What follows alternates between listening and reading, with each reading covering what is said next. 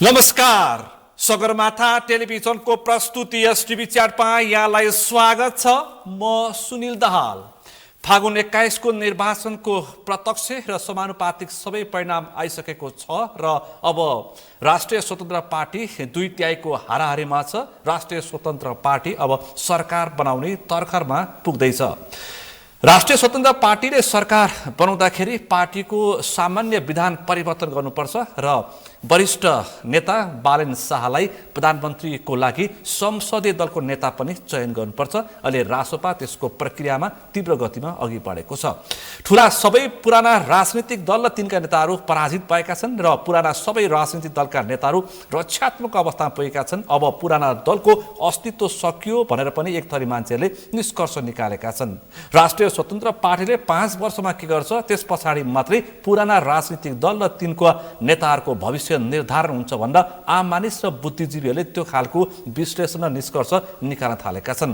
ठूलो एजेन्डा धेरै र अवसर र चुनौतीको बीचमा रासोपा सरकारमा जाँदैछ र यो अवसरलाई अब कसरी झन्नै ठूलो अवसरमा परिणत गर्छ रासोपाले, त्यो चाहिँ आम प्रतीक्षाको विषय छ। किनकि निराशाको मत अपेक्षामा प्रकट भएको छ। यो अपेक्षा पूरा हुन्छ कि थप निराशा हुन्छ, टिप्पणी र विश्लेषणको पाटो यो देखिएको छ।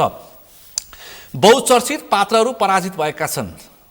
राष्ट्रिय स्वतन्त्र पार्टीका प्रखर उम्मेदवारहरूले बहुचर्चित र चर्चित ठूला दलका ठूला नेताहरूलाई आफ्नो मैदानमा पराजित गरेका छन्। त्योसँगै रौतहटदेखि झापा 5 सम्म पुग्दाखेरि, झापा 5 देखि धनगढीसम्म पुग्दाखेरि ठूला नेताहरू यसपटक नराम्रोसँग पराजित भएका छन् र मत परिणाम पनि त्यही अनुसारको भिन्नता देखिएको छ। ठूलो अन्तर देखिएको छ। फराकिलो अन्तरका साथ पराजित भएका छन् र पुराना राजनीतिक दलका नेताहरू यतिखेर लज्जास्पद हारको विश्लेषण गरेर बसिरहेका छन्। अब सरकार निर्माणको तयारी, त्योसँगै अब सम्भावित मन्त्रीहरू र त्यसको तीव्र छलफल र त्योसँगै राष्ट्रिय स्वतन्त्र पार्टीको सरकारको कार्यनीति र त्योसँगै अब राष्ट्रिय स्वतन्त्र पार्टीको प्राथमिकताका विषयमा पनि यतिखेर आम मानिसले चासो र चिन्ताका साथ हेरिरहेका छन्। आज हामी विशेष गरी रौतहट 3 मा केन्द्रित रहेर समग्र राष्ट्रिय स्वतन्त्र पार्टी र यसको सरकारको प्रस्थान र भविष्यप्रति केन्द्रित रहेर छलफल गर्दैछौँ। आजको यो छलफलमा मसँग सहभागी हुनुहुन्छ राष्ट्रिय स्वतन्त्र पार्टीका रौतहट 3 का सांसद, नवनिर्वाचित सांसद रविन्द्र पटेल। यहाँलाई स्वागत छ। धन्यवाद। आराम हुन्छ? एकदम आराम छ। अब देशभरिकै परिणाम आइसकेको छ र यो परिणामले यतिखेर ठूला राजनीतिक दलका ठूला नेताहरू चकित परेका छन्, आश्चर्यचकित परेका छन् र यो परिणाम सामान्य आकलनभन्दा बाहिरको परिणाम देखिएको छ। तपाईँले पनि रौतहट 3 मा स्थापित नेता प्रभु शाहलाई पराजित गर्न सफल हुनुभएको छ। कसरी सम्भव रह्यो? म छलफल यहाँबाट प्रारम्भ गर्छु, त्यसपछि खास विषयमा प्रवेश गर्छु। अब प्रभुजी कुनै बेला मेरो कार्यकर्ता हुनुहुन्थ्यो। 2056 सालमा पतौरा गाविस थियो। त्यो बेला मैले नै उहाँलाई सङ्गठित गरेको मान्छे हो। प्रभु शाह सचिव, ठागा दास सदस्य र महेश कुशवाहा 3 सदस्यीय सेल कमिटी बनाएको थियो त्यो बेला।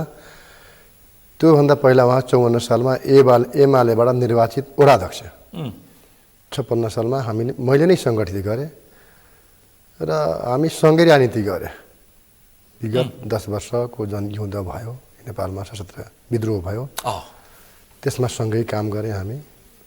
र 64 सालमा 62-63 को जनआन्दोलनपछि 64 सालमा जुन पहिलो संविधान सभा भयो, त्यो बेला रौतहटको म पार्टी प्रमुख थियो, तत्कालीन नेकपा माओवादीको। मैले आफ्नो फेसमा, आफ्नो चेहरामा उहाँले चुनाव जिताउने काम गरे। पहिलो संविधान सभामा 2064 सालमा हो। 64 सालमा उहाँले 520 मतले जित्नुभयो। त्यो बेला फरमको दबदबा थियो, गौर हत्याकाण्ड भएको थियो, बहुचर्चित गौर हत्याकाण्ड। त्यो बेला मैले आफ्नो फेसमा, आफ्नो चेहरामा प्रभु शाह चुनाव लडेका छैन, मलाई धीरज भन्छ सबैले। रविन्द्र पटेल धीरज भनेर तपाईँ परिचित हुनुहुन्छ रौतहटमा। अनि प्रभु शाह चुनाव लड्या होइन, धीरज पटेलले चुनाव लड्या छ, मलाई भोट देऊ आफ्नो नाउँमा आफ्नो चेहरामा भोट मागेर जिताए। दोस्रो संविधान सभामा पनि जिताए होइन। दोस्रो तर 70 को दोस्रो संविधान सभाको निर्वाचनमा पनि तपाईले आफ्नो अनुहार देखाएर प्रभु शाहलाई जिताउनु हो। अनि जब 74 आयो अनि 74 मा उहाँले त भ्रष्टाचारतिर लम्किनु भयो, भ्रष्टाचारको बाटोमा। सिधै भन्नुस् न एमालेमा जानुभयो? होइन होइन, त्यसभन्दा अगाडि उहाँले आफ्नो परिवारवाद र वंशवादको राजनीति सुरु गर्नुभयो। 74 सालको स्थानीय तहको चुनावमा उहाँले आफ्नै श्रीमतीलाई मेयरमा लडाउनु भयो। वंशवाद र परिवारवाद त्यहीँबाट सुरु गर्नुभयो र मैले विद्रोह गरेँ। 74 सालदेखि 82 सालसम्म प्रभुजीको भ्रष्टाचार, गुण्डागर्दी, तस्करी, अपराधको विरुद्धमा, वंशवादको विरुद्धमा लड्दै आए र 82 साल फागुन 21 गतेको दिन रौतहट 3 का जनताले मलाई न्याय दियो। तपाईँ 74 को निर्वाचनमा, स्थानीय तहको निर्वाचनमा तपाईँ मौलापुर नगरपालिकाको नगर प्रमुखको प्रत्याशीको आकांक्षी हुनुहुन्थ्यो होइन? जहाँ प्रभु शाहले आफ्नो श्रीमतीलाई उम्मेदवार बनाए। त्यसपछि तपाईँ एउटा जुझारु युवा नेता भड्किनु भयो। म लडे पनि, म दोस्रो भएँ। तपाईँ स्वतन्त्रमा लड्नुभयो होइन। त्यसपछि बाटो फरक भयो, किनभने जुन मूल्य, मान्यता, आदर्शले, सिद्धान्तले क्रान्ति भएको थियो उहाँहरू वंशवादमा लगेर टुङ्ग्याइदिनु भयो, परिवारवादमा लगेर टुङ्ग्याइदिनु भयो। हिजो उहाँको घरै थिएन त, घर त थियो होइन, खपडाको घर भन्छ। हाम्रो मधेसमा चौपार भन्छ, चौपार पनि थिएन उहाँको। उहाँको खुट्टामा चप्पल थिएन होइन। नेपाल ल क्याम्पसमा 2टा विषयमा ब्याक लाग्दा खल्तीमा 2000 रुपियाँ थिएन। नेपाल ल क्याम्पसमा पढ्दाखेरि 2टा विषयमा ब्याक लाग्दाखेरि फर्म भर्नको निमित्त खल्तीमा 2 रुपियाँ, ब्याक पेपरको फारम भर्नको लागि खल्तीमा 2000 पैसा थिएन, 2 रुपियाँ थिएन। 2 रुपियाँ कसले दियो? धीरज पटेलले दियो, रविन्द्र पटेलले दियो होइन। त्यो बेला क्यान स्टार चप्पल आउँथ्यो, क्यान स्टार चप्पल। त्यो बेला त्यो चप्पलको दाम थियो 250-300 रुपियाँ। त्यो चप्पल किनिदिएको हो मैले। र उहाँ जति भन्नुहुन्छ नि विकास पुरुष, अहिले तराई मधेस स्मृति प्रतिष्ठान खोल्नु भएको छ। तराई मधेस शहीद स्मृति प्रतिष्ठान। त्यो प्रतिष्ठानको नाउँमा अरबौंका कलाधन छन्, अरबौं रुपियाँ छ। प्रभु शाहको तथ्यमा भन्दै हुन्छ कि आरोपमा भन्दै हुन्छ? यदि तपाईँ हिँड्नुहुन्छ भने म देखाइदिन्छु, तथ्य देखाइदिन्छु। र अहिले त उहाँको पतालबाट महलहरू निस्केका छन्। मौलापुर चौक आइटी चौक भन्छ। आइटी चौकभन्दा पूर्वतिर जानुहुन्छ भने 15-20 मिटर दक्षिणतिर हेर्नुहुन्छ भने 4 तले महल पतालबाट छन्। काठमाडौँमा पनि छन् होइन, गौरमा छन्, फतुवा विजयपुरमा छन्, कटहरियामा छन्। मतलब म त भन्छु रौतहटको भ्रष्टहरूको प्रणेता हो प्रभु शाह। त्यसैले प्रभु शाह होइन, उहाँको बारेमा धेरै टिका टिप्पणी नगरौँ। होइन, मैले भन्न खोजेँ प्रभु शाह उभिँदाखेरि रौतहटमा जित निक्लिन्छ। प्रभु शाहलाई पार्टी चाहिँदैन, प्रभु शाहलाई चुनाव प्रचार गर्नु पर्दैन, प्रभु शाहलाई चुनावी खर्च चाहिँदैन, प्रभु शाहले उम्मेदवार छु भन्दा पुग्छ। त्यो खालको प्रचार थियो कुनै समय।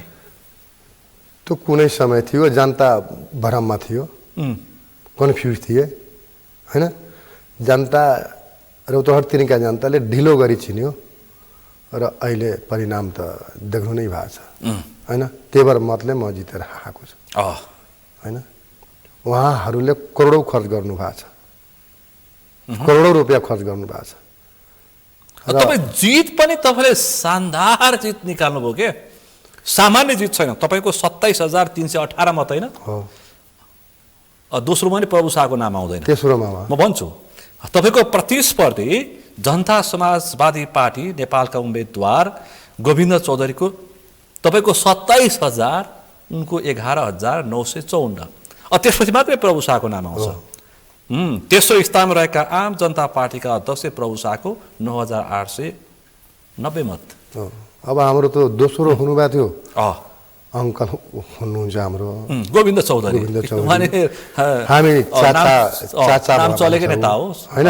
उहाँ जसपाको वरिष्ठ उपाध्यक्ष हो, कृषि मन्त्री पनि बन्नुभएको हो, 48 सालमा पनि सांसद भएको हो उहाँ, संविधान सभाको पहिलो 64 सालको संविधान सभामा पनि सभासद भएको हो उहाँ, हैन। अब उहाँ पनि लड्नु भएको छु। अब चाचाको बारेमा म केही भन्दिनँ। जो अरूको पितालाई सम्मान गर्दैन, आफ्नो पितालाई कहिले सम्मान गर्दैन, त्यसैले उहाँको बारेमा म केही भन्न चाहन्छु। मानव कि बालन शाहको राष्ट्रिय स्वतन्त्र पार्टीमा इन्ट्री अनि आपकी बार बालन सरकार भन्ने नारा नभइदिएको भए रविन्द्र पटेल धीरजले चुनाव जित्थ्यो कि जित्दैन थियो? यस्तो छ नेपालको 3600 वर्षको इतिहासमा, हैन, 2015 सालमा नेपाली जनताले भरोसा गरेर 2/3 सिट जिताएका थिए। तत्कालीन कांग्रेस सरकार, तत्कालीन बीपीको नेतृत्व, स्वर्ण र बीपीको नेतृत्वको सरकार, कांग्रेसको बेला, हैन।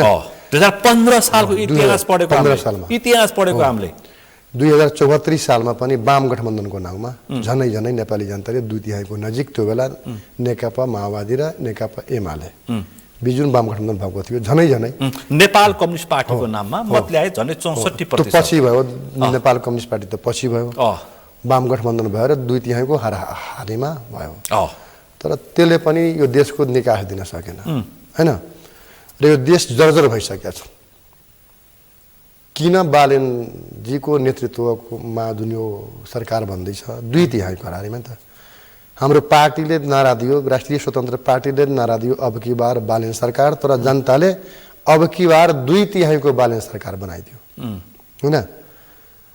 2/3 बालेन सरकार, 2/3 बालेन सरकार मान्छे चकित परेका छन्।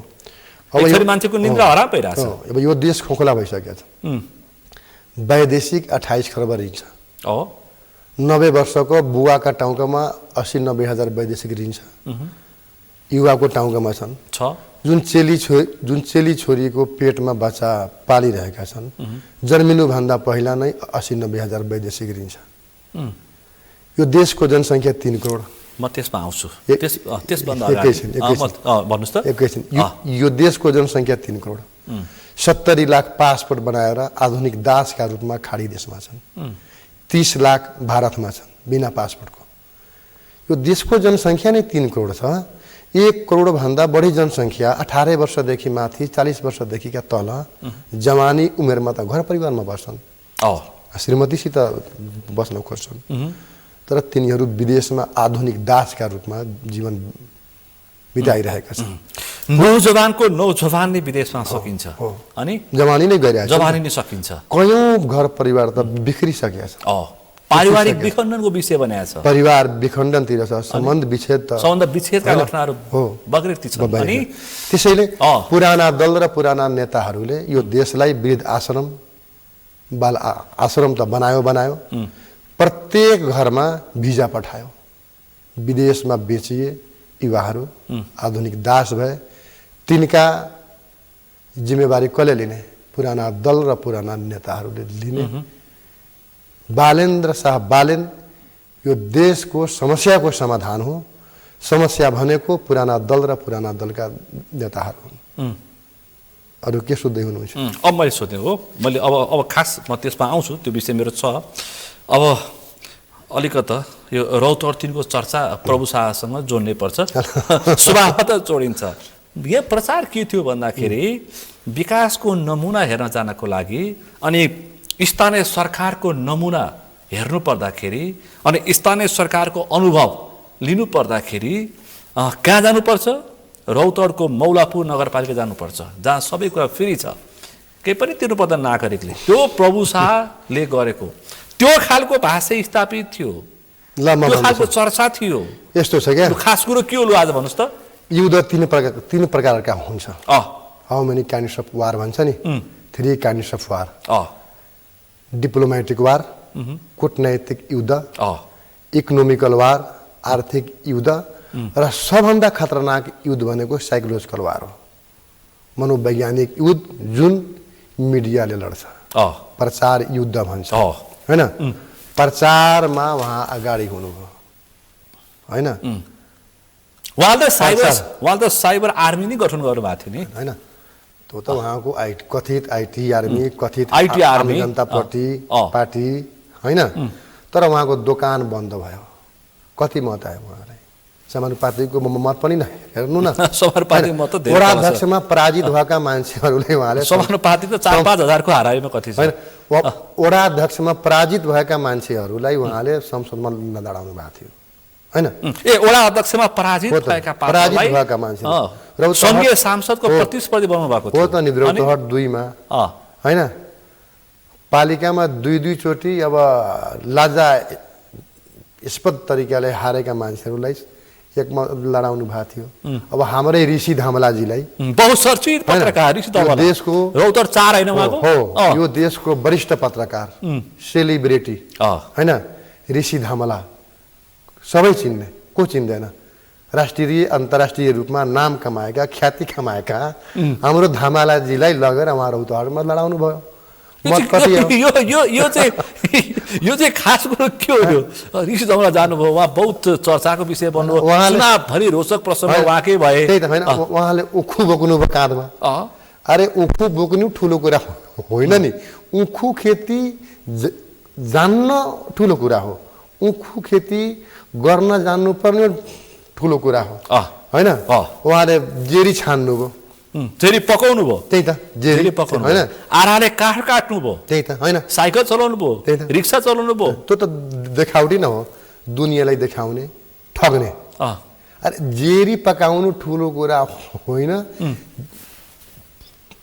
मैदा मुछ्नु ठुलो कुरा हो र त्योभन्दा ठुलो कुरा त जौ उत्पादन गर्नु ठुलो कुरा हो पहिला खेती किसानी गर्नु ठुलो कुरा हो अब उहाँलाई कसैले सोध्यो भने खेतीको बारेमा केही थाहा छैन उखु खेतीको बारेमा केही थाहा छैन अँ, कोदालो चलाउने ढङ्ग छैन ठग्नलाई जनतालाई मत लिनलाई उहाँले विभिन्न नाटक नौटङ्की गर्नुभयो तर रौतहट 3 का जनताले सायद 500 मत दिएछ होला 500 550 को होइन? आधारको मत छ मैले त सुनेको उहाँ खर्च पनि त एकदम राम्रो गर्नु ए ऋषि धवलाले चुनावी खर्च राम्रै गर्नुभयो सुनेको अँ, करोडभन्दा माथि खर्च गर्नु भएको छ होइन पछि कसले खाइदियो ऋषि धवलाको पैसा अब त्यहाँका बाठो जनताले खाइदियो होलीको बेला थियो अँ, हामीसित पैसै थिएन भ्रष्टहरूसित पो पैसा छ त होइन प्रभुजीकै बारेमा मैले सुने करोडौँ खर्च गर्नुभयो होइन अँ, यो हाम्रो गोविन्द अङ्कलसितको पनि सुने गोविन्द चौधरीको हो अनि छाताछापका मान्छे पैसा नै बाँड्यो गाउँ गाउँमा एमालेका कुन्दन प्रसाद कुशवाहाको उहाँको पनि भयो होइन अँ, उहाँले त- कङ्ग्रेसका रामकृष्ण प्रसाद यादव पैसा नभएको सबभन्दा इमान्दार गरिब किसानका छोरामा होइन मैले त अझ जाँदा- नेपाली कम्युनिस्ट पार्टीको पुनम देवी अरे उहाँले त टिकटै किनेर लानु भएको थियो त प्रचण्डजीसित त। ए, टिकट किने लगेको अँ, त्यसैले होइन अँ, मलाई जनताले क्युआर मार्फत नेपाल ब्याङ्क लिमिटेडमा निर्वाचन आयोगले भनेको थियो खाता खोल्नको लागि अँ, खाता थियो 4,18,967 रुपियाँ 4 लाख 9 4,18,967 रुपियाँ मा जनताले क्युआरमा चन्दा हालिदिएको अँ, होइन अँ, तपाईँको चुनाव खर्च त्यही हो र अरू साथीहरूले 2 लाख 2.5 लाख दिएको थियो मेरो 6,22,000 20-22,000 रुपियाँ खर्च भयो यति हाराहारीमा रविन्द्र पटेल धीराजले चुनाव जित्यो यसपटक जित्यो मैले त कहिले टिकट नपाउने कहिले पाएको टिकट गुम्ने कहिले पालिकामा नगरपालिकामा टिकट पाएको हल्ला गर्ने नपाएर स्वतन्त्र लड्नु पर्ने अहिले यस्तो मजासँग चुनाव मसित जित्यो। जति पनि अनि- साथीहरू थियो अँ, राष्ट्रिय स्वतन्त्र पार्टीका कार्यकर्ताहरू साथीहरू सिपाहीहरू हामी त एक टाइम खाना खान्थे 1:30-2 बजे खाना खान्थे कि साथीहरू खाजा नमागोस् ए खाजा खानु नपरोस् भनेर हो। खानै 1:30-2 दिउँसोतिर बजे खाइदिने 1:30-2 बजे खान्थे त्यसरी चुनाव लड्नु बिहानदेखि घर दैलो गर्ने कुनै दिन त बिस्कुट खाएर हामी बसेको बिस्कुट र पानी खाएर चुनाव लडेको मान्छे होइन तर जहाँ पनि जान्थे जनताले खुवाइदिन्थ्यो होइन कुनै गाउँमा झन्डा थिएन पोस्टर थिएन ब्यानर थिएन चुनावभन्दा 4-5 दिन पहिला एकजना साथीले ब्यालेट पठाइदिनु भयो ब्यालेट थिएन तर रौतहट 3 का जनताको मुटुमा दिमागमा घन्टी चाहिँ थियो घन्टी थियो घन्टी थियो अँ। होइन रवि र बालनका घन्टी थियो बधाई दिए जनताले होलीको बेला थियो अँ, खायो पियो 19 गते होली थियो, 20 गते पचायो, 21 गते बुथमा गयो, चुपचाप घन्टी छापमा मोहर लायो र 27,318 मत दिएर एउटा किसानको छोरो इमान्दार मान्छेलाई प्रतिनिधि सभाको सदस्य बनायो। मान्छे के भन्थे? धीरज अथवा धीरज पटेल भनेर तपाईँ परिचित हुन्छ। रविन्द्र पटेलले अब प्रभु शाहसँग चुनाव लड्ने त्यसो भन्थे यहाँ मान्छेहरू।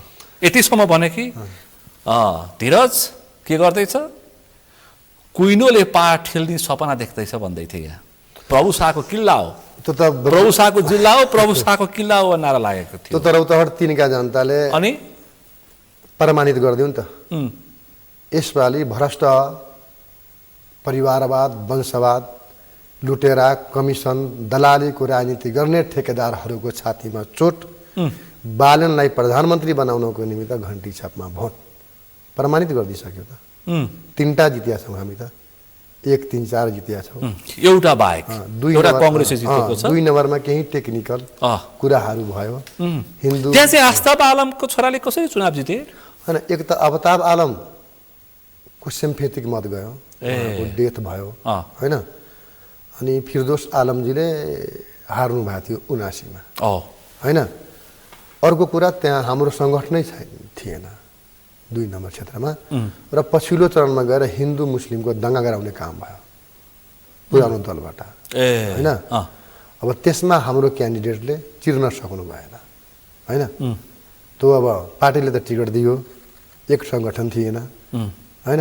अब जे होस्, मध्य प्रदेशको 32 सिट हो, 32 सिटमा 31 सिट 31 सिट आयो। अब दुर्भाग्यवश रौतहट 2 हार्यो। तर रौतहट 2 मा राष्ट्रिय स्वतन्त्र पार्टी हार्यो। यो अर्को अचम्मको पीडा छ हामीलाई।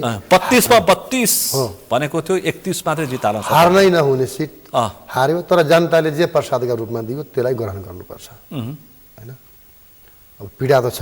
अनि हामीले त पार्टीलाई रिपोर्टिङ गरेका थियो कि चौका हान्छौँ, 4 को 4 जित्छौँ। दुर्भाग्यवश जनताले पत्याएन। जनताको म्यान्डेटलाई स्वीकार्नुपर्छ। म्यान्डेट स्वीकार्नुपर्छ, तर 32 मा 32 बाजी मार्ने जुन चर्चा थियो त्यसमा एउटा सिट उम्कियो। गुम्यो त्यो कुरा छोडेर अब गुम्न दिनु हुँदैन। पछि यो जनमत कति टिक्छ? यो जनमत मान्छे के भन्छ थाहा छ? यो बालनको एक झड्काको बेग हो, एक झड्काको बेग हो, त्यसपछि सकियो भनिरहेछ। एक झड्काको बेग भन्नेहरूलाई म सोध्न चाहन्छु यहाँबाट। ल भन्नुहोस्। बालेन्द्र शाह बालेन काठमाडौँ महानगरका मेयर थिए। यो देशमा 753 पालिका छन्। लाइभ मिटिङ काठमाडौँ महानगरबाट नै सुरु भयो। 77 जिल्लाबाट आएका, काठमाडौँ पढ्न आएका गरिब किसानका छोराछोरीहरूलाई उहाँले 20,000 विद्यार्थीलाई फुल स्कलरसिप दिनु काम गर्नुभयो। 35 वटा पालिकालाई, एउटा महानगरका मेयरले 35 वटा पालिकालाई एम्बुलेन्स वितरण गर्नुभयो। पक्कै पनि उहाँ मेयर बन्नुभन्दा पहिला काठमाडौँमा काठमाडौँवासी र बाहिरबाट आएका मान्छेहरू पनि नाक थुनेर बाटो हिँड्थ्यो। यहाँको गन्दगी फोहोर कसले साफ गर्यो? फोहोर मैला। आजै समाचार आएको छ फोहोर उठेन भनेर हैन। बालेनजीले साफ गर्नुभयो।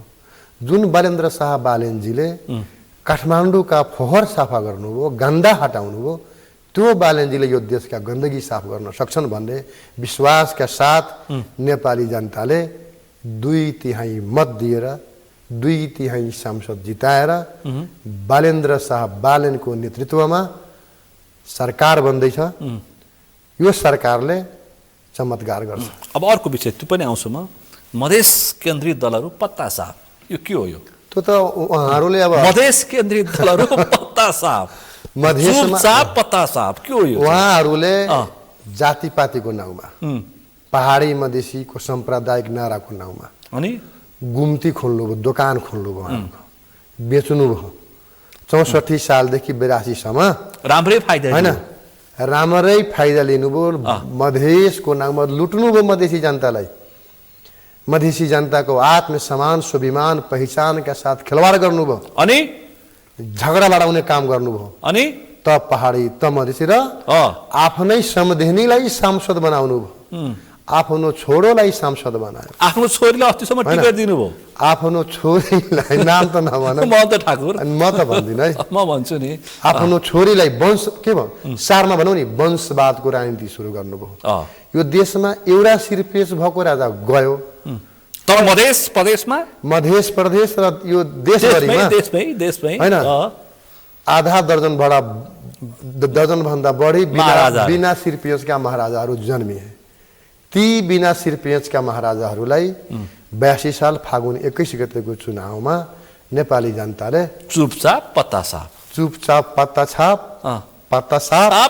चुपचाप घन्टी छाप अब की बार 2/3 बालेन सरकार प्रमाणित गरिदिनु। अब अर्को विषय, कस्ता पात्र हारे? मधेस केन्द्रित दल त हारे, महन्त ठाकुरको छोरीदेखि उपेन्द्र यादवदेखि, अनि वैकल्पिक आउँदैछु वैकल्पिक शक्ति भन मधेसमा चाहिँ मधेस क्रान्ति गरेका डाक्टर सिके राउत वैज्ञानिक पनि चेट।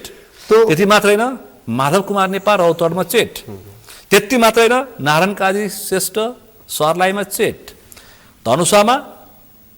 धनुषामा विमलेन्द्र निधिदेखि रौवीर महासेठ त सेटहरू पनि चेट। अनि त्यस पछाडि अरू पनि थुप्रै छन्, राजकिशोर यादवसम्म चेट, यतातिर थुप्रै 12 पर्सातिर थुप्रै मन्त्री भएका पनि चेट। तर डाक्टर अमरेश कुमार सिंहले पनि गगन थापालाई चेट पारिदिए। तपाईँको छिमेकी जिल्ला, हाम्रो छिमेकी जिल्ला हो, उहाँ हाम्रो नेता हो हैन, र उहाँ रियलमा मधेसका मसिहा पनि हुन्।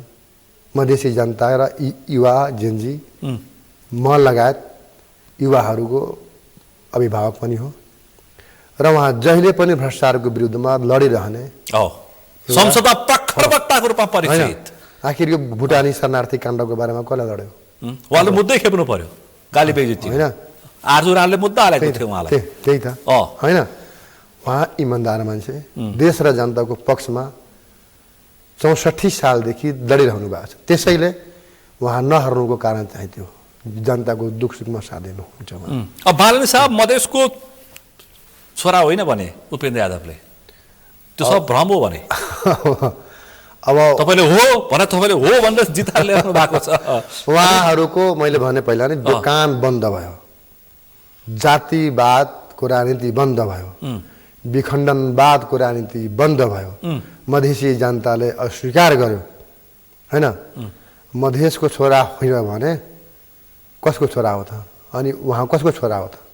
सबभन्दा पहिला पहिचानै छैन, बालन शाह हो कि तेली शाह हो कि ठकुरी शाह हो, पहिचान छैन, पहिचानविहीन पात्र भन्दैछन् उपेन्द्र। समस्या जातमा होइन, समस्या विचारमा हुन्छ। जातकै राजनीति गर्न खोजिरहेछन् उनीहरू हैन, त्यही त पत्ता साफ हो नि त, चुपचाप पत्ता साफ गरिदियो त मधेसी जनताले त हैन। उहाँको पहिचान के हो म सोध्न चाहन्छु। उपेन्द्रजीलाई म पनि जानेको छु त, यादवको छोरो। समस्या जातमा होइन, यादव, पटेल, शाह, तेली, दाहाल, बाहुन, छेत्री, राई, लिम्बू, ठकुरी, शेर्पा हैन, मगर, त्यसमा समस्या होइन नि। कुनै एक थरी मान्छेले त्यसलाई राजनीति गरिरहेको थियो अहिलेसम्म। त्यही त त्यो उहाँहरूले जुन रोटी सेक्ने काम गर्नुभएको थियो नि, त्यो बन्द भयो। मधेसी जनताले बुझे नि त, यिनीहरू ठगे, लुटे, मधेसलाई खोखला बनाए हैन। अहिले मधेसमा शिक्षाको हाल कस्तो छ? सबभन्दा कमजोर रौतडमा हो, फेरि ख्याल छ नि हैन, त्यो पनि रौतडमा हो। सबभन्दा कमजोर शिक्षाको शिक्षा, स्वास्थ्यमा सबभन्दा प्रतिशतमा कमजोर, अति कमजोर। मिटर ब्याजको समस्या, त्यो त बहुचर्चित ठाउँ हो। गरिबी छन्, अभाव छन्। त्यसैले उहाँहरूले कसैको कुन जात, यो जातको देश हो, नेपाली जनताको देश हो। हामी सबै नेपाली आमाका सन्तान छौँ। यादवको छोरो, पटेलको छोरो, दाहालको छोरो, त्यो त टेक्निकल कुरा नभयो, त्यो त मनोस्मृतिवादी भयो क्या। हामी नेपाल आमाका सन्तान छौँ, यो राष्ट्र हाम्रो आमा हो हैन। हामी सबै नेपाली यसका सन्तान छौँ। र त्यति मात्रै मान्नेछु, तपाईँ लडेर बनाएको पार्टी, प्रचण्ड नेतृत्व गरेको पार्टी पनि पत्ता साफ। अब प्रचण्डको त नामै नलिउँ त, कुनै बेला किन तपाईँ यति धेरै वितृष्णा? होइन, वितृष्णा किन भयो? वितृष्णा भन्दा पनि नि, उहाँले 52 सालमा जर्नी सुरु गर्नुभयो। तपाईँ लडेको? म 53 सालमा कक्षा 10 कक्षामा थिएँ। म 10 कक्षा पढ्दाखेरि माओवादी पार्टीको सदस्यता लिएको मान्छे हो। मैले 2053 साल कार्तिक 22 गते 1:16 माओवादी पार्टीको सदस्यता लिएको मान्छे हो। 53 सालमा 53 सालमा होइन। तर आजसम्म अवसरमा तपाईँ चकनाचुर। 55 सालदेखि म होल टाइमर भएँ। अनि लडेँ, युद्ध लडेँ, विद्यार्थी सङ्गठन हुँदै विद्यार्थी अखिल क्रान्तिकारीको केन्द्रमा राजनीति गरेँ, पार्टीमा राजनीति गरेँ, त्यो पार्टीको पनि केन्द्रीय सदस्य भए। आखिर 70,000 मान्छे मर्यो नि त, किन मर्यो त? उहाँले त धेरै ठुलो सपना देखाउनु भयो हामीलाई। हामीले त पढ्न पनि पायो नि त। हाम्रो पनि थियो मन मास्टर डिग्री गर्ने, पिएचडी गर्ने, इन्जिनियर बन्ने, डक्टर बन्ने। त्यो बेला के भन्थ्यो? बुर्जुवा शिक्षा नपढ, वैज्ञानिक शिक्षा ल्याउँछौँ हामी, व्यावहारिक शिक्षा ल्याउँछौँ हामी। अहिले पढ्नु जरुरी छैन, देशको लागि परिवर्तनको लागि लड्न जरुरी छ। अहिले म 47-48 सालको छु भने 53 सालमा कति वर्षको होला? मेरो जुङ्गा दाडी केही थिएन होइन, म कलिला थिएँ। तपाईँ जेएनजी थिएँ नि त होइन। हामी माओवादी जेएनजी हुन्छ त्यतिखेर? म त बाँचेर आएको, यी घाइते यी गोली बमका छाराले छारा होइन। यहाँ हेर्नुहोस्, खुट्टामा हेर्नुहोस्, यहाँ प्रचण्डको पार्टीमा लाग्दछ हेर्नु यहाँ होइन होइन, माओवादी एकदम हेर्नु यहाँ जिउभरि छर्रा छ, यहाँ चुत्तरमा छ, कटु खोलाएर देखाउन मिल्दैन पक्कै पनि। तर जिउभरि छर्रा र बन्दुकको गोली छ। म त लडेँ भने त कसको लागि भयो सबै होइन। तर उहाँले के गर्नुभयो? जनयुद्धको व्यापार गर्नुभयो। पछि प्रचण्ड अर्को व्यापारी, प्रचण्ड जनयुद्धको सुपर स्टार व्यापारी बन्नुभयो होइन। आज उहाँको हातमा 1 करोडको घडी छ।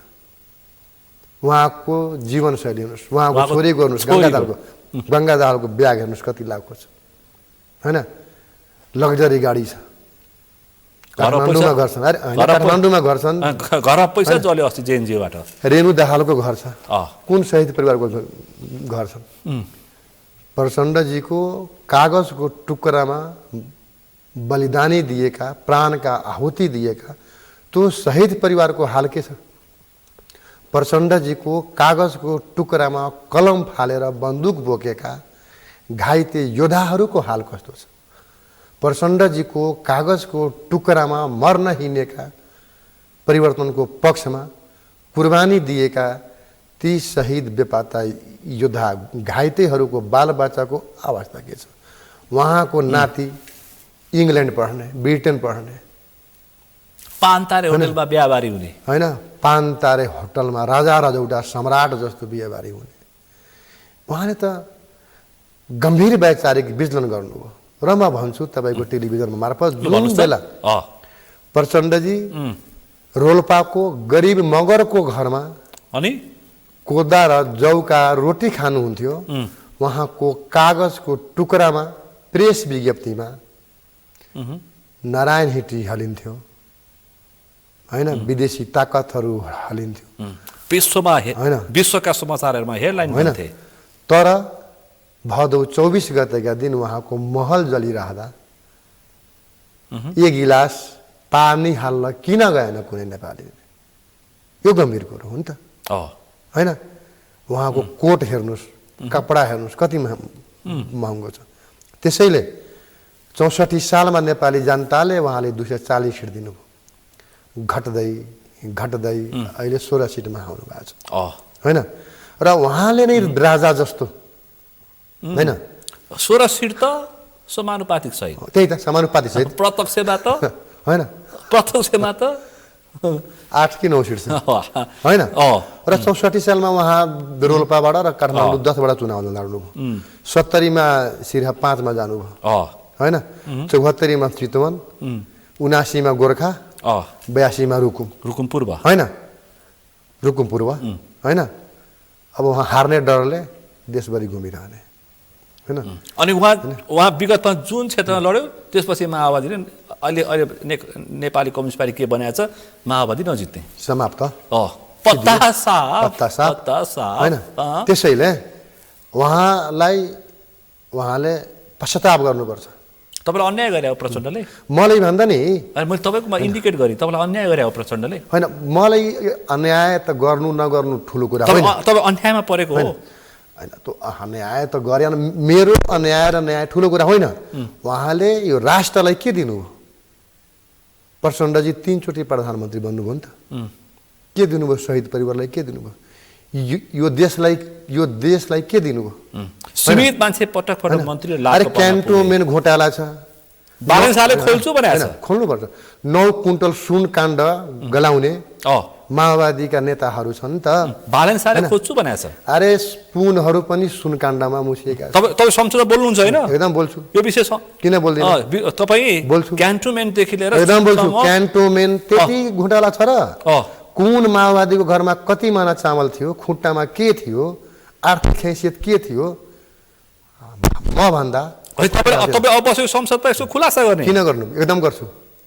मादा छाती ठोकेर गर्छु होइन। ज्यानको सुरक्षा ख्याल गर्नु। अरे जिउँदा शहीद हो होइन। तत्कालीन शाही सेनाबाट बाँचेर आएको मान्छे जिउँदा शहीद हो होइन। रविन्द्र पटेल धीरज र अनि मृत्युसित कसैको मित्रता सम्भव छैन। पछि अब प्रचण्ड पनि सकियो राजनीतिबाट। अब उहाँ बाँकी के रह्यो र? प्रचण्ड पनि पत्ता साफ होइन, बाँकी के रह्यो र? उहाँहरूको हात्ती बिकिसक्यो। अनि बाँकी हात्ती मात्र हुन्छ नि, सिक्कड फलामको त्यो काँधमा बोकेर अनि उहाँहरू देशभरि घुम्नु भएको छ कि म हात्तीवाला छु भनेर। र हात्ती बिकिसक्यो। हात्ती बिक्री भइसक्यो, नाम्रो काँधमा छ। हात्ती सिक्री काँधमा छ, हात्ती छ भनेर देखाउनलाई। फलामको सिक्कड हुन्छ नि, त्यति हो। केही छैन, केही छैन। पछि प्रचण्डको पार्टी पनि सकियो। बाँकी के रह्यो र? सकियो पत्ता एक त उहाँले शहीद परिवारलाई धोका दिनुभयो। माधव नेपाल बोकेर हिँड्नु भएको थियो, रौतहट पठाउनु भएको थियो, तपाईँले किन हराइदिएको हो? मैले हरायो नि त, जनताले हरायो नि त होइन। परेर उहाँको अनुहार हेर्नु भएको छ माधव नेपालको। अब बोल्दिनँ भन्नुभएको छ। उहाँलाई म अङ्कल भन्छु अनि होइन। उहाँको बारेमा पनि धेरै टिका टिप्पणी म गर्दिनँ। हाम्रो रौतहटको भागमा प्रसङ्ग उठाएर गरेको त्यही त होइन। उहाँले सधैँ जितिरहने क्षेत्र किन हार्नु? जनताले पत्यायो नि त। सबैले हार्लान् तर माधव नेपालले रौतहटमा जित्छन् भन्दै थियो। त्यो त भन्नु र एउटा कुरो हो नि त, तर व्यवहारमा तेस्रो हुनुहुन्छ उहाँ त। तेस्रो होइन। एक त उहाँहरू देशको समस्या समाधान गर्नुभयो। प्रभु शाह पनि तेस्रो, माधव नेपाल पनि तेस्रो होइन। आखिर प्रचण्डजी 70 लाख युवा विदेशमा बेचिनुको नैतिक जिम्मेदारी प्रचण्डजी लिने कि नलिने? माधव अङ्कल लिने कि नलिने? लिनुपर्छ। प्रचण्डजी पनि 3 चोटि प्रधानमन्त्री बन्नुभयो। देशलाई के दिनुभयो? यो देशको पुराना उद्योग धन्दाहरू ठप्प छन्। अनि कति सुविधाहरू गर्नुभयो? माधव अङ्कल पनि प्रधानमन्त्री बन्नुभयो। केपी ओली पनि प्रधानमन्त्री बन्नुभयो, 3 चोटि बन्नुभयो। शेरबहादुरजी पनि 5 चोटि बन्नुभयो। उहाँकै श्रीमती भुटानी शरणार्थी काण्डमा होसिएका छन्। हाम्रो पार्टीका सभापति आदरणीय सभापति रवि लामी छानेजी गिरिब त्यो फाइल खोल्दा रातारात चोर मौसेरा भाइ भन्छ क्या। मौसेरै सानियामा भन्छ नि त्यतिर त। अनि चोर मौसेरा भाइ रातारात मिल्नु हो। जसरी राणाहरूले 104 वर्ष शिक्षामाथि ब्यान्ड लगाएको थियो कि जनताका छोराछोरी पढ्न पायो भने हाम्रो राणा शासन ढल्छ भनेपछि माने पटेलज्यू त तपाईँले जसरी विषय उठान गर्नु पर्ने प्रचण्डका पनि सबै फाइलहरू होइन, क्यान्टोनमेन्ट घोटालादेखि लिएर माओवादी लगायत काङ्ग्रेस एमाले पुराना दल फोरम उपेन्द्र यादव पन्त ठाकुर त्यस पछाडि जति छन् अख्तियारमा फाइल छ त। ती सबको फाइल छैन। ल म भन्छु ल, कुन फाइल? भिसा काण्ड छ, चेज एयर काण्ड छ, 35 वर्ष 33 वटा काण्ड छ। 35 वर्ष सब फाइल खोल्नुपर्छ र काण्ड खोल्छन् बालनले। एकदम खोल्नुहुन्छ। अर्को पनि काण्ड छ, गौर हत्याकाण्डको छानबिन हुन्छ कि हुँदैन? त्यो त गौर हत्याकाण्डको अपराधी नै प्रभु शाह हो। उपेन्द्र यादव भन्छन् त। त्यो भन्नेले भन्छन्, तर तत्कालीन माओवादीको निर्देशनै थिएन। माओवादीको आन्तरिक सर्कुलरमा प्रभु शाह दोषी हो, मलाई थाहा छ। म त्यो बेला माओवादीको रौतहटको 64 सालमा पार्टी प्रमुख थिएँ। 64 सालमा तत्कालीन माओवादीको पार्टी प्रमुख थिए। पार्टी प्रमुख रौतहटको हो। कसरी भन्दा गौर हत्याकाण्ड? त्यो सर्कुलरमै म त्यो सर्कुलर दिएको छैन। म घरमा त्यो सर्कुलर राखेको छु परिपत्र। ए छ त्यो सर्कुलर पत्र एकदम सुरक्षित छ त्यो। अनि हैन, त्यो बेला प्रभुजीलाई प्रचण्डजीको सिग्नेचर गरेको सर्कुलर छ। कडा चेतावनी, गम्भीर आलोचना गराएर बाबुरामजीको दबावमा उहाँले कारबाही भएन। मैले कुरो त्यतिखेर प्रभुसा बाबुरामको पक्षमा थिए, हो होइन, समूहमा थिए। हो होइन। अनि त्यो बेला होइन, त्यो त तत्कालीन माओवादीले भनेकै थिएन नि, तर उहाँले आफ्नो दम्भ व्यक्तिवादी होइन भनौँ एउटा दम्भ होला देखाउनलाई म हिरो हो भनेर होइन, त्यो माओवादीको परिपत्र म पहिला भन्नुभएको भए म ल्याउँथेँ होइन। यो प्रश्न त स्वाभाविक सुनिल दाले सोध्छ भनेको तपाईँलाई याद त थियो नि। त्यो त अब यो कुरो सोध्नुहुन्छ तिनै पुरानाको छानबिन गर्ने हो नि त विषय त होइन, विषय त यिनै पुरानाको छानबिन गरेर त्यो पनि छानबिन भएन भनेर पो आज त देशभरि घन्टीमय भयो होइन। अर्को अनि काशीनाथ तिवारी हत्याकाण्ड बाबुरामजीले न बचाएको हो उहाँले त, युवा सङ्घका नेता होइन। सुनिल यादव टिचर थिए, उहाँको हत्या भएको छ, त्यसको पनि छानबिन गर्नुपर्छ र हुनुपर्छ। अर्को यी मुद्दा तपाईँ संसदमा उठाउनुहुन्छ? अब उठाउँछु नि त, किन नउठाउने? त्यसपछि अर्को राष्ट्रिय कुस्ती सङ्घ खेलाडी थिए उपेन्द्र दास बैरागी, उहाँको पनि हत्याकाण्ड म संसदमा उठाउँछु र त्यो सुनिल यादव र उपेन्द्र यादवका हत्याको बारेमा पनि अनुसन्धान हुनुपर्छ र त्यो अपराधीलाई हत्यारालाई कारबाही हुनुपर्छ। म संसदमा उठाउँछु। तपाईँलाई गम्भीर विषय उठान गर्नुभयो हो त नि। त्यो दुईटै हत्यामा होइन, अब नाम त नभनौँ, मिडिया हो होइन, सरकार बनोस् पहिला होइन, त्यो हत्याको छानबिन हुनैपर्छ। म संसदमा बोल्छु, लड्छु होइन। पार्टी नेतृत्व बालेन शाह र रवि लामिछाने भन्नुहुन्छ होइन, पार्टीलाई पनि भन्छु, सरकारलाई पनि भन्छु र म त संसद र हो होइन, मेरो अधिकार छ। त्यो संसदमा बोल्ने तपाईँलाई अधिकार दिएर देशको संविधानले मलाई संसदमा बोल्न त यो अधिकार दिन्छ। म बोल्छु, उठाउँछु कुरो। यी बहुचर्चित यो हत्याकाण्ड सबैको छानबिनको लागि तपाईँ जोडजाडका साथ जोडतोडका साथ संसदमा उठान गर्नु? एकदम गर्छु, मजाले गर्छु। संसद हल्लिने भयो? हल्लिनु नहल्लिनु एउटा कुरा भयो क्या। ल तपाईँले भन्नुहोस् न, ती हत्याकाण्डहरूको छानबिन हुनुपर्छ कि पर्दैन? न्यायोचित छानबिन हुनुपर्छ। बाबुरामजी प्रधानमन्त्री भएर न मजाको पीडितले न्याय पाउँछ। त्यो बेला प्रभुजी भूमि सुधार मन्त्री थियो त, सत्ताको दममा कयौँ हत्याकाण्डहरू दबाइएका छन्। ल अहिलेसम्म निर्मला हत्याकाण्ड, हत्याकाण्ड नेपाली जनताले जान्नुपर्छ कि पर्दैन? को हो निर्मलाको हत्यारा र बलात्कारी? त्यसको पनि अब त्यो फाइल के अरे खोल्छु होइन। अब निर्मला पन्तका बलात्कारीका अपराधीहरू पनि अब जेलमा जेल बस्छन्, अब बाहिर बस्न पाउँदैन। र 46 सालदेखिका 82 सालसम्मका जति पनि फाइलहरू छन् नि त, ती भ्रष्टहरूको ठाउँमा महलमा होइन, नक्खु जेलमा होइन, दिल्ली बजारको जेलमा, वीरगञ्जको जेलमा, गौर जेलमा र नेपालभरिका जेलमा बास हुन्छ। पछि बालेन शाह प्रधानमन्त्री भएपछि जेल भरिन्छन्, एकदम भरिन्छ। जेल भरिने भ्रष्टहरूको हत्यारा अपराधीहरूको जेल भरिन्छ। देशमा अब सुशासन आउँछ। सुशासनको बाधा गुण्डागर्दी शासनको विरुद्धमा 2/3 बालेन सरकारको सुशासन आउँछ। बालेन प्रधानमन्त्री हुँदैन भन्ने हल्ला छ त। अरे कसले भन्छ? रविले पनि दिँदैनन् भनिरहेछन्। त्यो त याद कुरो हो त, हाम्रो पार्टी व्यापक चर्चा छ अहिले। मिडिया त्यो त तपाईँहरूले नै बनाउने हो त। यत्रो चर्चा छ, अब खुरापाती सुरु भइसक्यो भनेर बालेनलाई अप्ठ्यारो पार्ने खेल भइरहेको छ। त्यो सब झुटा कुरा हुन् अनि होइन, ओ याद कुरा हुन्। बालेनजीको प्रधानमन्त्रीको चेहरा अगाडि सारिसकेपछि ल म तपाईँले भन्छु, ल अझसम्म नेपालको इतिहासमा 47 सालपछि यता पार्टी सभापति र पार्टीका अध्यक्षले प्रधानमन्त्री र संसदीय दलका नेता हुन्थे होइन। तर हाम्रा पार्टीका सभापति आदरणीय रवि लामिछाने जुन महान हुन्, त्यस्तो एकदम great leader is Rabi Lamichhane. एकदम पार्टी सभापति एक कदम पछाडि सहकारी ठाउँमा त्यत्रो थुनिदिए। त्यो थुन्नु एउटा कुरो हो, त्यो चिज न्यायालयमा छ, त्यो न्यायालयमा छ। त्यो अहिले त्यसको बारेमा टिका टिप्पणी फाइल खोलु भने बोल्न दिनुहोस्। भन्नुहोस् त, बालेनजीलाई जब प्रधानमन्त्रीको फेस राष्ट्रपतिले अगाडि सारिसकेपछि यो देश घन्टीमै भयो। मेचीदेखि महाकालीसम्म घन्टी बज्न थाल्यो।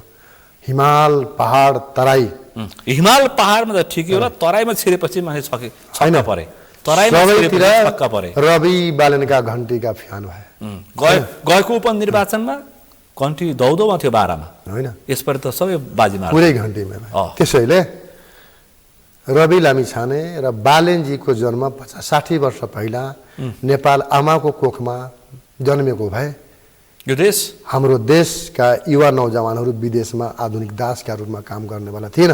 पछि केपी ओली, पुष्पकमल दाहाल प्रचण्ड, शेरबहादुर लगायतका यी तपाईँ लिएका सब पात्रहरू सब जेलमा हो। उहाँहरूले जाली सर्टिफिकेट लिएर होइन खलासी बनेर बस चलाउनु भयो, देशलाई दुर्घटनामा पार्नुभयो। Original driver, original pilot Balendra Shah हो। उहाँले यो देशको जहाज या देश चलाउनुहुन्छ।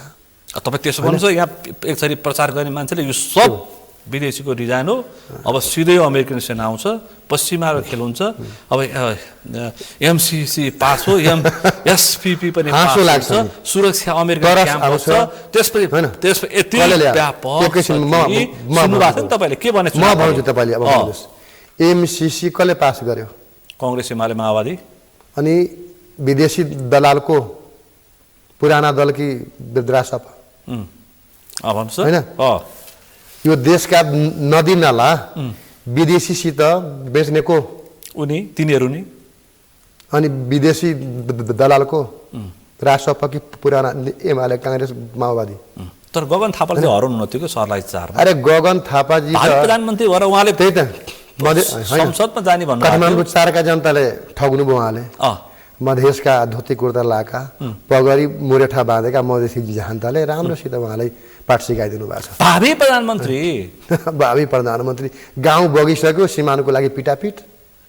काङ्ग्रेसको हाल के छ होइन? भुटानी शरणार्थी काण्ड, वाइडवाडी काण्ड, लाउडा विमान काण्ड, चेज एयर काण्ड, साउथ चाइना काण्ड, होइन साउथ चाइना काण्ड, हतियार खरिद काण्ड, होइन त्यो डाफर काण्ड, होइन भैरवा विमान स्थल काण्ड, पोखरा अन्तर्राष्ट्रिय विमान काण्ड, यति ओमनी ललिता गिरिबन्धु, अरे कति भन्नु त गरम थैदेखि यो काम लिच्चीबारी नभन्नु न। उहाँको बाख्रा काण्ड छ त होइन, बाख्रा फरम काण्ड छ होइन।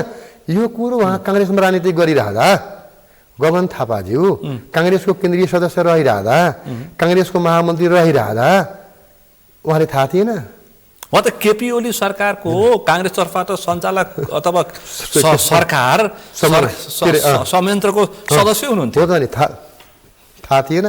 तर हराइहाल्नु थियो, नौटङ्की गर्ने त हराइहाल्नु थियो, नौटङ्की गर्ने उहाँहरू त। खोइ त काङ्ग्रेसमा सर बिपीको समाजवाद। म ठोकुवा र च्यालेन्ज र छाती ठोकेर भन्छु, म गगन थापाजीसित टोडी खेलमा बहस गर्न चाहन्छु। तपाईँ टोडी खेलमा गगन थापासँग सिधा बहस गर्न चाहन्छु र तपाईँले गर्नुहोस् रविन्द्र पटेल धीरजको सिधा प्रस्ताव। गगन थापाजीले च्यालेन्ज छाती ठोकेर भन्छु, टोडी खेलमा बहस गर्न चाहन्छु। बिपीको समाजवाद के हो? लोकतन्त्र हो? भ्रष्टाचार हो?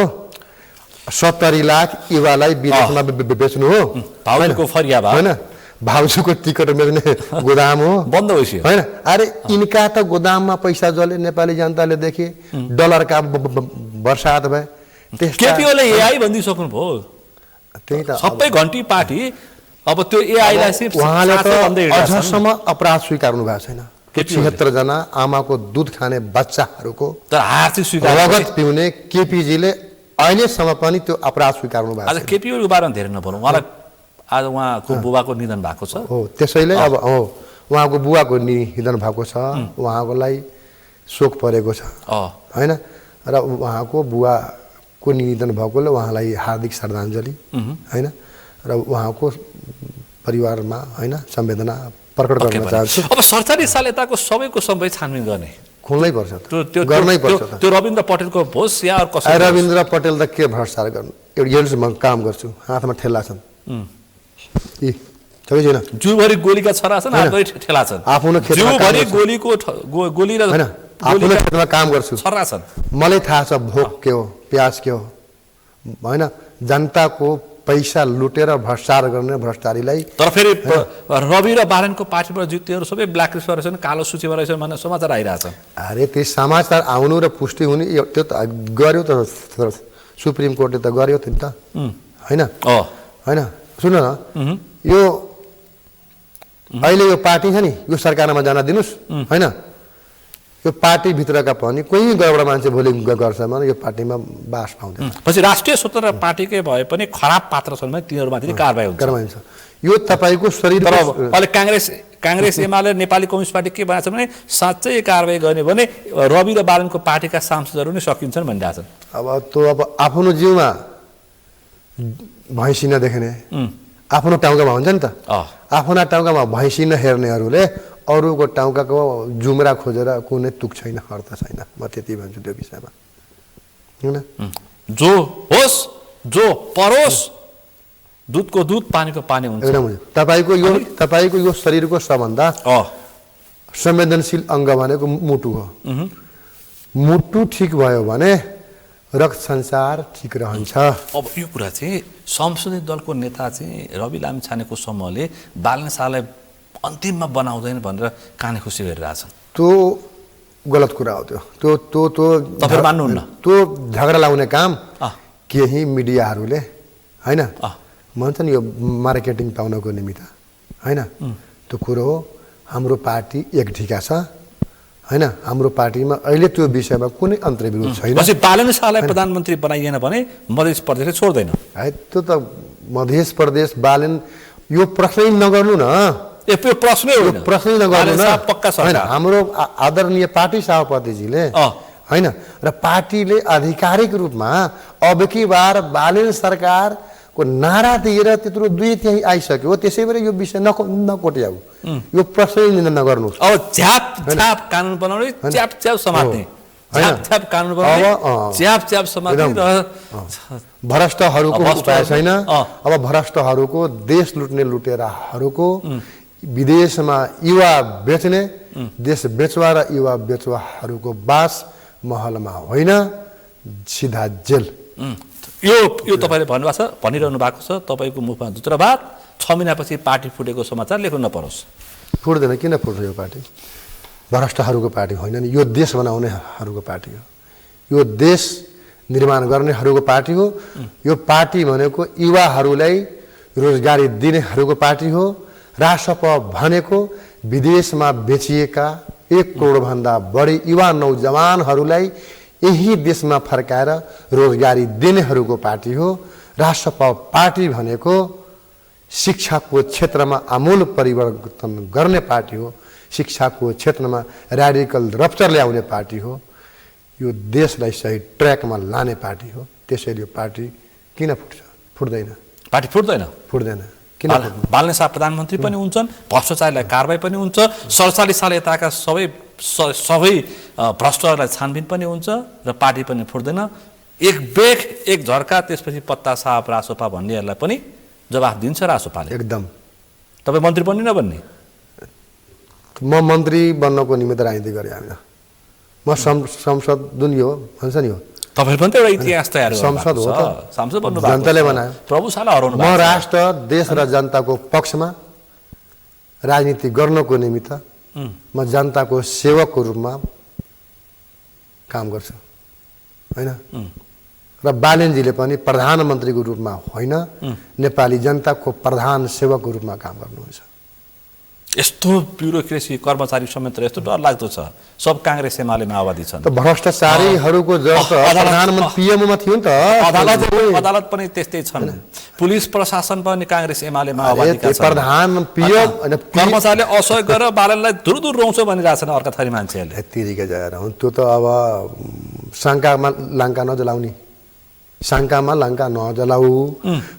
प्रधान पीएमओमा नै दलालहरू र भ्रष्ट र बिचौलियाहरूको हप्की दब्की थियो त, अनि के ब्युरोक्रेट राम्रो हुनु हैन।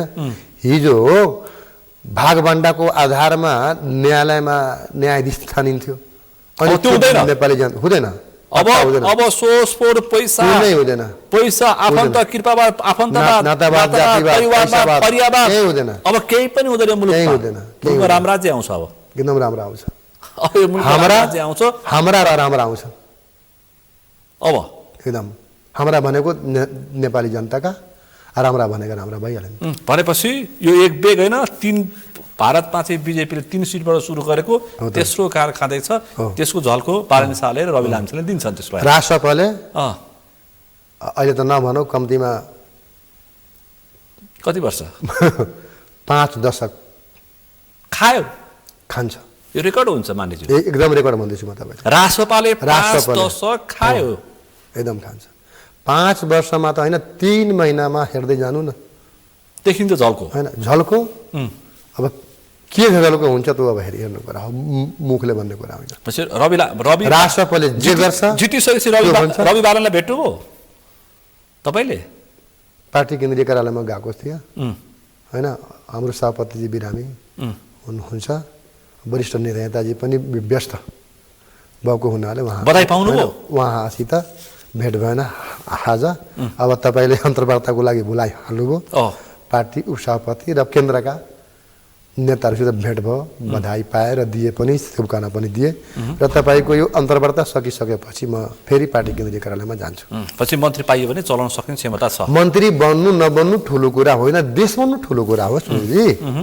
यो राष्ट्रै रहेन भने हामी कहाँ रहला यो नेपालको अस्तित्वको सवाल हो नि त भनेपछि यो कुनै विदेशीहरूको चलखेल पनि छैन विदेशी दलाल पुराना दल हुन् देशभक्त भनेको राष्ट्रपति बालेन शाह लुसिफर भन्नेहरू पनि अब चेट हुन्छन् देश लुट्नेहरू भ्रष्टहरू 47 साल यताको सबैको छानबिन हुन्छ गौरीबहादुर कार्कीको छानबिन आयोगले सबैलाई पाता कस्नै पर्छ हैन जेएनजीको भावना रगतको सम्मान गर्छ भएन भने तपाईहरुसँग सिधा प्रश्न एकदम सिधा प्रश्न गर्नु सक्नु भएन भने म यहीबाट अब नेपाली जनतासम्म अब के भन्छु त्यो बेलाको के भन्नुस् त्यो भन्नुस् त हैन अब सकिएन भने त्यो बेला कुरा सकियो भने पछि हैन सक्ने एकदम नसक्ने कुरा होइन नि त हैन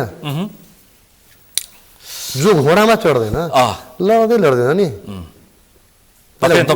तपाईले एउटा लामो समय तपाईले संघर्ष गर्नुभयो माओवादीमा तपाई जेएनजी माओवादी हुनुहुन्थ्यो तपाई 10 क्लास पढ्दाखेरि त सानो उमेरमै तपाईले हतियार समातेको व्यक्ति आज राष्ट्रिय स्वतन्त्र पार्टीबाट जनताबाट अनुमोदित हुनुभएको छ तपाईको यो कार्यकाल सफल होस् भ्रष्टाचारीहरू सबै जेल जाउन् यो समय र समाजलाई आभार व्यक्त गर्न चाहन्छु धन्यवाद तपाईले पनि आफ्नो सगरमाथा टेलिभिजन मार्फत मेरो विचार प्रतिक्रिया राख्ने मौका दिनुभएकोमा तपाई सुनिल दाहाललाई हार्दिक आभार व्यक्त गर्दै धन्यवाद भन्दै म लास्टमा के भन्न चाहन्छु तपाईको टेलिभिजन मार्फत रविन्द्र पटेल धीरज बाँचुन्जेल कमिसन दलाली भ्रष्टाचारको विरुद्धमा लडिरहन्छु लड्ने प्रतिबद्धता जाहेर गर्दै बिदा हुँदै जय घन्टी जय रवि जय बालेन भन्दै बिदा चाहन्छु नेपाली जनता जिन्दाबाद शोषित पीडित उत्पीडित वर्ग जिन्दाबाद बुद्धिजीवी व्यापारी नागरिक पत्रकार समाज जिन्दाबाद भन्दै बिदा हुन्छु धन्यवाद आज मैले विशेष गरी फागुन 21 को निर्वाचन र फागुन 21 निर्वाचन पछिको परिणाम देश घण्टीमय र अब बालेन सरकार अनि 47 साल यता पछिको अब लोकपाल विधेयक नै बनाएर भ्रष्टाचारीहरूलाई जेल हाल्ने चर्चा व्यापक छ अब जुन खालको ऐमत प्रकट भएको छ मेची महाकालीबाट जनताले काने खुसी गरेर चुपचाप मत हालेका छन् त्यो सार्थक होस् जनताले त्यो अनुभूति पाउन् र जनप्रतिनिधिहरूले पनि त्यस्तै खालको भूमिका खेलुन् संसद रङ्गमञ्च नहोस् रङ्गिला नहोस् हामीले विशेष गरी फागुन 21 को निर्वाचनको वरिपरि केन्द्रित रहेर छलफल गर्यौं आजको यो छलफलमा मसँग सहभागी हुनुहुन्थ्यो राष्ट्रिय स्वतन्त्र पार्टी रौतहट 3 का प्रत्यक्षतर्फका नवनिर्वाचित सांसद रविन्द्र पटेल धीरज आजको विषय प्रसंग यति नै भोलि अर्को विषय प्रसंगका साथ एसटिभी च्याट ल्याउने बाचा गर्दै म सुनिल दाहाल पनि बिदा चाहन्छु सगरमाथा टेलिभिजन हेर्दै गर्नुहोला नमस्कार